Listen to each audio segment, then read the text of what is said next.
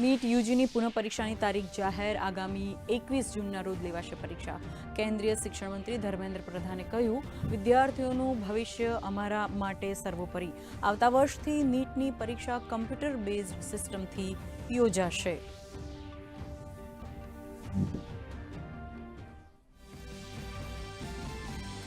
પ્રધાનમંત્રી નરેન્દ્ર મોદી આજથી 5 દેશોની વિદેશ યાત્રા પર. યુએઈના રાષ્ટ્રપતિ સાથે પ્રધાનમંત્રી કરી મુલાકાત.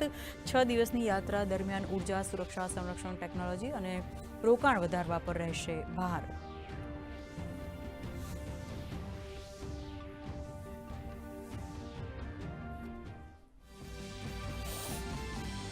બ્રિક્સ દેશોના વિદેશ મંત્રીઓની બેઠકનો આજે બીજો દિવસ. ત્રીજા સેશનમાં વૈશ્વિક શાસન અને બહુપક્ષીય પ્રણાલીઓ ઉપર થશે ચર્ચા. તો દૂરદર્શન સાથેની વાતચીતમાં ઈરાનના વિદેશ મંત્રીએ બ્રિક્સમાં ભારતના નેતૃત્વની કરી પ્રશંસા.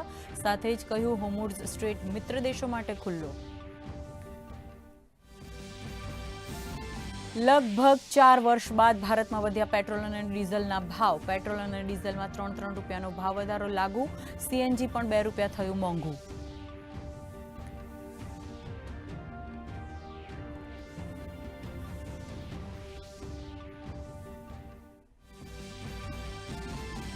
ચીનમાં ટ્રમ્પ અને શી જિનપિંગ વચ્ચે બીજા દિવસે થઈ મંત્રણા. ચીન સાથે સારા વ્યાપાર કરાર થયા હોવાનો ટ્રમ્પે કર્યો દાવો. ચીને હોર્મુઝ સ્ટ્રેટ ખોલવા માટે મદદ કરવાની કરી વાત.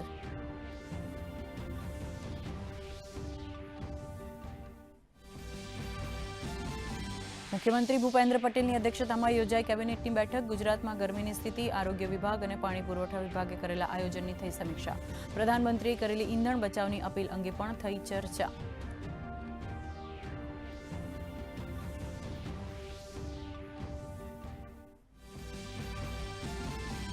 કાળઝાળ ગરમી બાદ રાજ્યના વાતાવરણમાં પલટો. ધૂળની ડમરીઓ સાથે ભારે પવન ફૂંકાયો.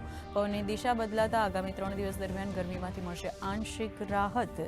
મહત્તમ તાપમાનમાં 2 થી 4 ડિગ્રીનો ઘટાડો થવાની વકી. તો ભાવનગરમાં ગરમીનો પારો 45 ડિગ્રીને પાર.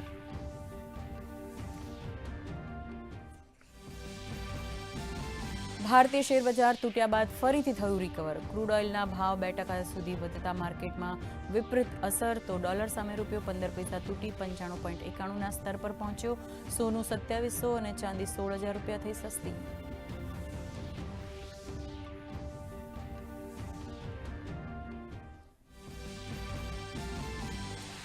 અને આઈપીએલમાં આજે ચેન્નઈ સુપર કિંગ્સ અને લખનૌ સુપર જાયન્ટ વચ્ચે ટક્કર. પ્લેઓફની રેસમાં ટકી રહેવા સીએસકે માટે આજની મેચ જીતવી જરૂરી. તો ગઈકાલની મેચમાં મુંબઈ ઇન્ડિયન્સે પંજાબ કિંગ્સને 6 વિકેટથી હરાવ્યું.